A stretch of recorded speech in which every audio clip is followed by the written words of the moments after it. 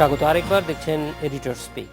Blogger Washiqur Rahman হত্যাকাণ্ডের সঙ্গে জড়িত তাহের ও আরেকজনকে খুঁজছে পুলিশ। তাহের এই হত্যাকাণ্ডে সরাসরি অংশ নেয় বলে পুলিশ জানিয়েছে। দুজন ধরা পড়লেও পালিয়ে যায় তাহের। এই ঘটনায় কারা মদদ দিয়েছে বা কারা জড়িত ছিল তা জানতে গ্রেপ্তারকৃত দুজনকে ৮ দিনের রিমান্ডে নেওয়া হয়েছে। এই ঘটনার সঙ্গে ব্লগার অভিজিৎ হত্যার কোনো যোগসূত্র আছে কিনা তাও খতিয়ে দেখছে পুলিশ।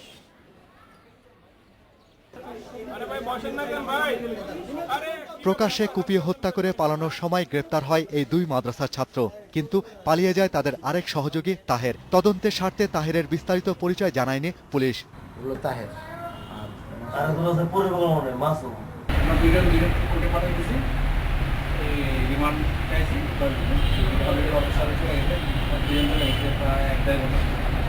পুলিশ জানায় তাহের সরাসরি কিলিং মিশনে ছিল, তবে যারা সরাসরি হত্যায় অংশ নেয়নি তাদেরও খুঁজে বের করার চেষ্টা চলছে।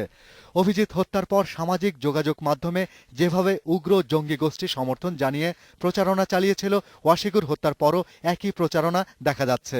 দুই ঘটনায় যোগসূত্র আছে কিনা তাও তদন্তে আনা হচ্ছে। হামলাকারীদের ধরতে স্থানীয়রাই মূল ভূমিকা পালন করে।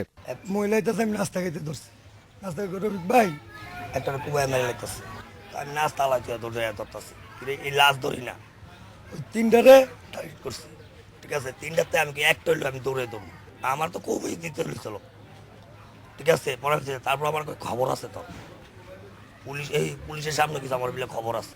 বেগুনবাড়ি এলাকায় বিসমিল্লা মঞ্জিলে প্রায় 2 বছর ধরে বাবাসহ ভাড়া থাকতো ওয়াশিকুর। এই আজকে যে 2 বছর ওর বন্ধু বান্ধব কেউই আসে না, আর ও ওরকম কথাবার্তাও কারোর সাথে বলে না।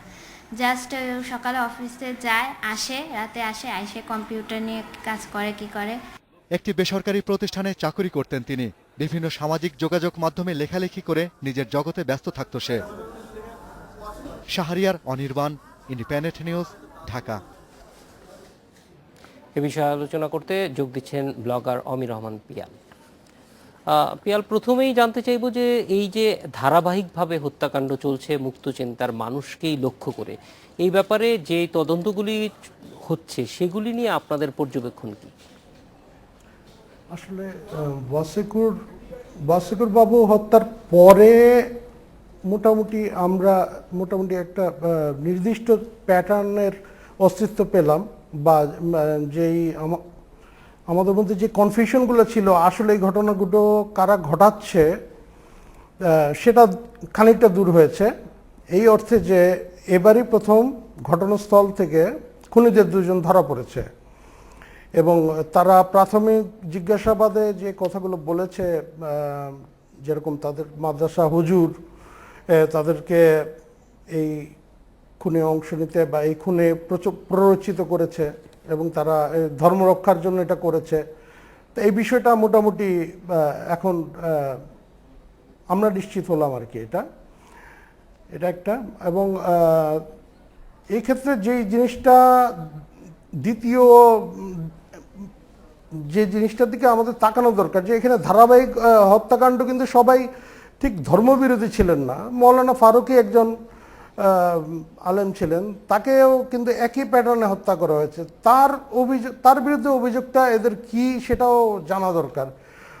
তো গতকালকের পর যেহেতু পরিস্থিতির এই উন্নতিটুকু হয়েছে, এতে আমরা মোটামুটি এখন তদন্তকারীদের মানে উপরেই ভরসা করব তারা আসলে কোন দিকে এগোবেন এবং সরকার এ ব্যাপারে ঠিক কি ব্যবস্থা নেবে। কারণ এখানে মাদ্রাসার ছাত্রদের যদি তাদের শিক্ষকরাই এভাবে ব্লগারদের হত্যা করতে প্ররোচিত করে, উৎসাহ দেয়, সেক্ষেত্রে রাষ্ট্রের ভূমিকাটা কি হবে? তারা কি এদের পক্ষ নেবে নাকি আমাদের রক্ষা করবে? এটা একটু ভাবনার বিষয় আছে।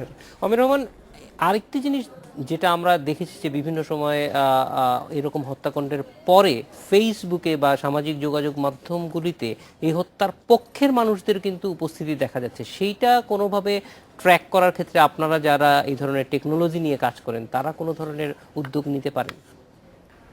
না, এই ক্ষেত্রে যেটা হচ্ছে যে এরা কোত্থেকে লগ ইন করছে এটা আসলে বোঝার উপায় থাকে না। যেমন স্বাধীনতা বিরোধী শক্তির একটা জনপ্রিয় পেজ হচ্ছে বাঁশের কেল্লা। এটা সরকার অনেকবার বন্ধ করার চেষ্টা করেছে, কিন্তু দেখা যাচ্ছে এটা বারবার আবার জন্ম নিচ্ছে, বিভিন্ন জায়গা থেকে জন্ম নিচ্ছে। তবে এই যে হত্যার পর যেটা হচ্ছে, আপনি যেটা বললেন যে হত্যার সমর্থনে জনমত গঠনের যে ব্যাপারটা, এটা কিন্তু এই প্যাটার্নটাও কিন্তু এদের বেশ পুরনো। যেমন ওরা আগে কাদের হত্যা করতে হবে এদের একটা তালিকা দেয়, তারপর তাদের বিরুদ্ধে সুনির্দিষ্টভাবে তারা অপপ্রচার চালাতে থাকে এবং এই হত্যাকাণ্ডটা জায়েজ করার জন্য বা কারা অংশ নিতে চায় কেউ না কেউ এতে প্ররোচিত হয়। তারপর অমির রহমান পিয়াল, আমাদের সঙ্গে যোগ দেওয়ার জন্য অনেক ধন্যবাদ। এই ছিল আজকের এডিটর স্পিকে। আমন্ত্রণ আমাদের পরের আয়োজন।